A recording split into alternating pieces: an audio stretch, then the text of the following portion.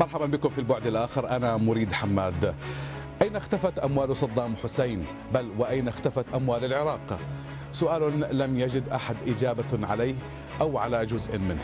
فالولايات المتحدة تزعم أن صدام وأفراد أسرته سحبوا مليار دولار من البنك المركزي العراقي قبيل الغزو الأمريكي، وتقول التقارير إن صدام نقل ما بين مليارين وأربعين مليار دولار وأخفاها من خلال شبكة من الأشخاص والشركات الوهمية في مختلف أنحاء العالم، بل وأكثر من ذلك. فنهب الأموال العراقية لم ينتهي بعد بالإطاحة بالنظام السابق، لكنه يستمر حتى وقتنا هذا، حيث تتحدث بعض التقارير عن اختفاء 8 مليارات دولار من المساعدات العراقية. فأين هي أموال العراق؟ بداية البعد الآخر من تحليل محمد برهان.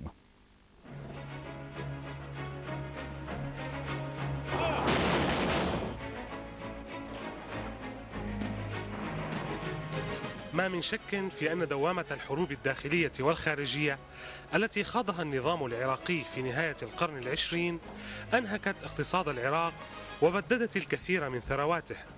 لقد قدرت القيمة المادية للبنية التحتية المدمرة في اقتصاد العراق، وذلك خلال حرب الخليج الأولى والثانية ب300 مليار دولار.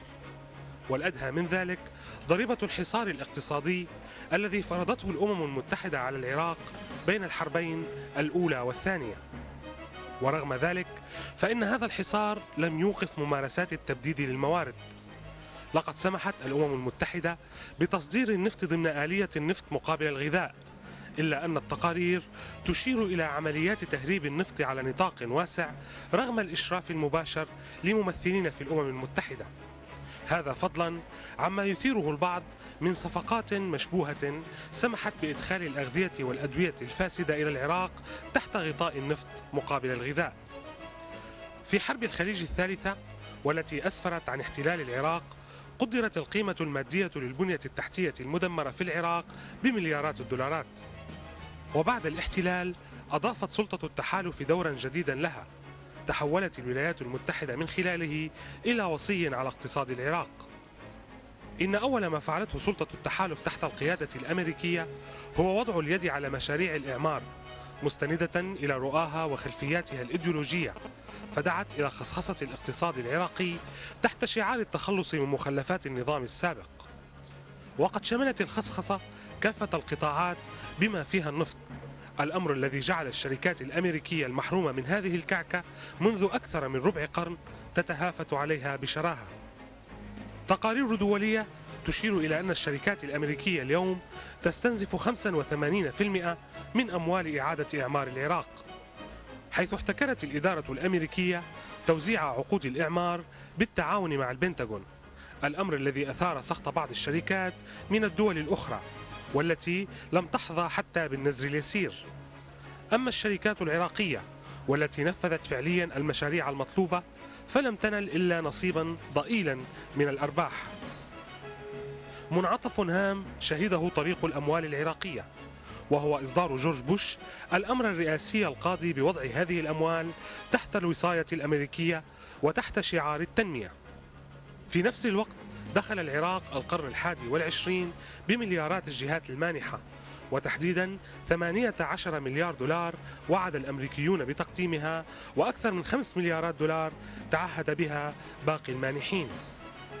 وحتى الآن لم يعرف بعد مصير المليارات العراقية المجمدة في بنوك حول العالم، وهل تكفي لسداد الديون المتراكمة والتي تصل إلى 120 مليار دولار، من بينها 50 مليار دولار لدول الخليج. لكن لم تكن سلطات الاحتلال كما يؤكد البعض وحدها المبذرة للأموال العراقية، بل أن هنالك الكثير من التقارير التي تشير إلى تفشي الفساد ضمن الأجهزة الحكومية العراقية الراهنة.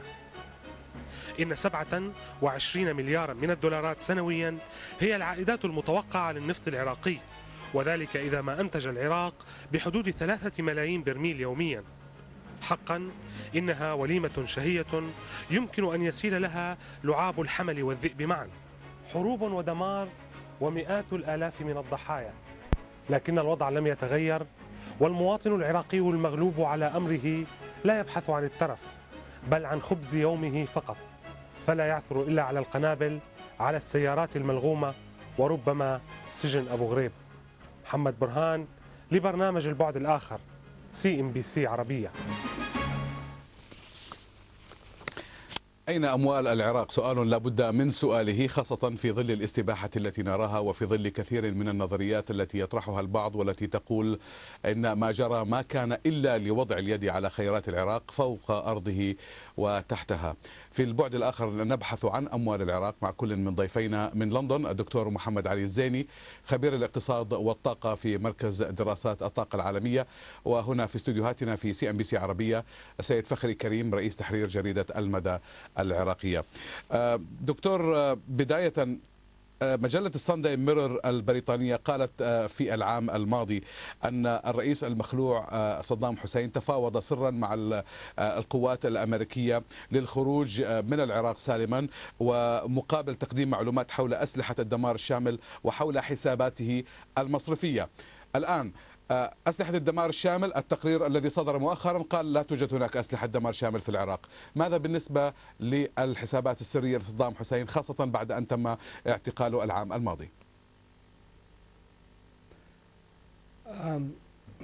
بخصوص الحسابات الخاصة بصدام حسين، لم يعرف أي شيء عنها لحد الآن، ويقال أنها في حسابات شركات وهمية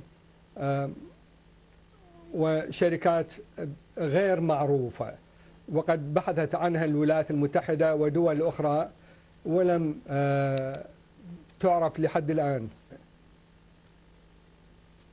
نعم.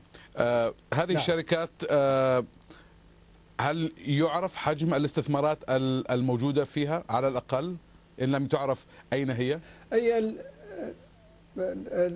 بالنسبة للاستثمارات أو الأموال التي نقلت إلى حسابات هذه الشركات،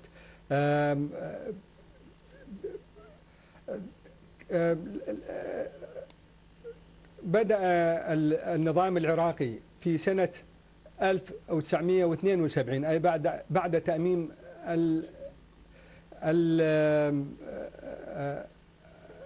النفط مباشرة بقرار من مجلس قادة الثورة بحجز 5% من أموال النفط لصالح حزب البعث العربي الاشتراكي، وكان ذلك بقرار من مجلس قادة الثورة. وكانت هذه الأموال تخصص إلى الحزب وبالحقيقة إلى مسؤولي الحزب وعلى رأسهم صدام حسين. وقد نقل هذه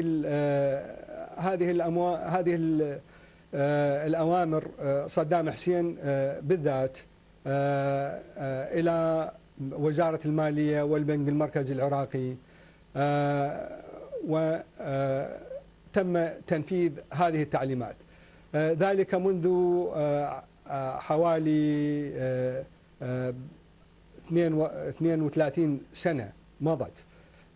والآن تقدر هذه الأموال بحوالي 30 مليار دولار مع الفوائد المتراكمة. نعم سيد فخري، هناك من يعتقد بأن صدام حسين نقل ما بين 2 إلى 40 مليار دولار، رقم هائل جدا من الأموال أخفاها في هذه الشبكة من الشركات التي تحدث عنها الدكتور. هل تتوفر لديكم أنتم الآن في العراق أي صورة حول هذه الأموال؟ يعني كما قال الدكتور، معروف وهذا القرار علني أن صدام حسين اتخذ قرار بحجز حصة كولبنكيان وهي 5% أثناء عمليات تأميم النفط في 72 في حساب خاص لصالح البعث. لتدقيق المعلومات التي ذكرها الدكتور، هذه الأموال قال صدام يجب أن تحجز وأن تذهب إلى حساب خاص للاحتياط. أيضا كان هناك في صندوق الحرب أعتقد، لا هذا عدا هذا، يعني هذه 5% صدام حسين قال يجب أن لا يتلاعب أحد